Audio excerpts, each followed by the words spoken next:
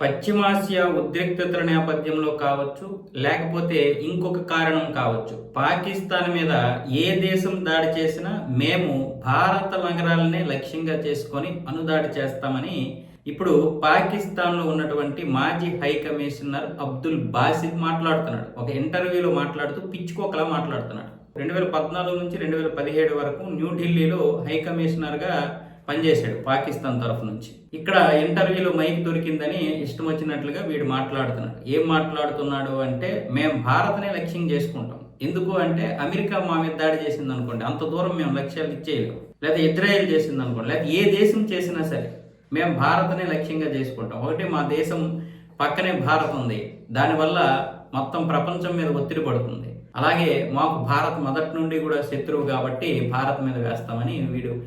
అంటే వీళ్ళలో ఎంత మతతత్వం ఉందో చూడండి. అంటే విద్యావంతులు కూడా ఇలాంటి మతతత్వంలోనే కూరికిపోయారు.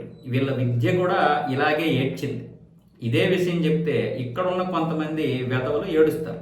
మరి వీడు మాట్లాడేటటువంటి మాటలేంటి? మనం ఏమైనా కావాలనో కల్పించుకొని చెప్పడం కాదు కదా.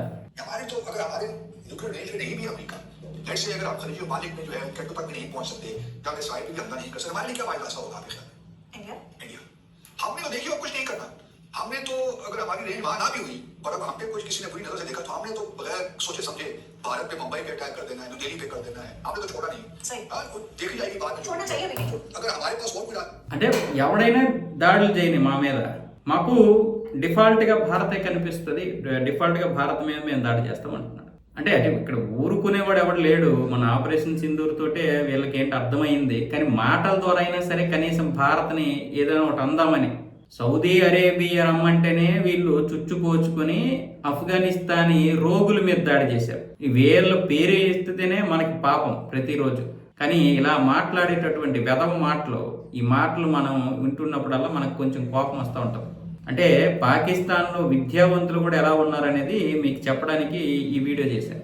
మతతత్వంతో అంటే మనం మామూలుగా చదవలేనటువంటి వాడే ఇలాంటి మతతత్వంతో ఉంటాడు అనుకుంటాం. కానీ హై లెవెల్లో చదివినటువంటి వాడు కూడా ఇలాంటి దౌర్భాగ్యమైనటువంటి ఆలోచన విధానంతో ఉన్నారు. అందుకే ఈరోజు ఏదైతే మతతత్వంతో ఉన్నటువంటి ముస్లిం కంట్రీస్ ఉన్నాయో అవి నాశనం అయిపోతున్నాయి. ఆ మతతత్వాన్ని విడిచినటువంటి దేశాలు అభివృద్ధి చెందుతూ ఉన్నాయి.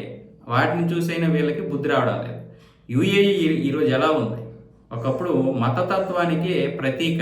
ఈరోజు చూస్తే ప్రపంచ దేశాలన్నింటినీ ఆకర్షించేటటువంటి పరిస్థితి. ఎందుకంటే మతతత్వం వదిలేసింది కాబట్టి. వాళ్ళ యొక్క ఉనికిని మతాన్ని కాపాడుకుంటున్నారు. కానీ ఇలాంటి పనికిరాని మతతత్వం అంటే ఉగ్రం ఉంటుంది కదా, దాన్ని వదిలేసి అభివృద్ధి వైపు పరుగులు పెడుతున్నారు. అందుకే ఈరోజు గల్ఫ్ దేశాలు అలా ఉన్నాయి, ఇప్పుడు ఈ దేశాలు ఇలా ఉన్నాయి.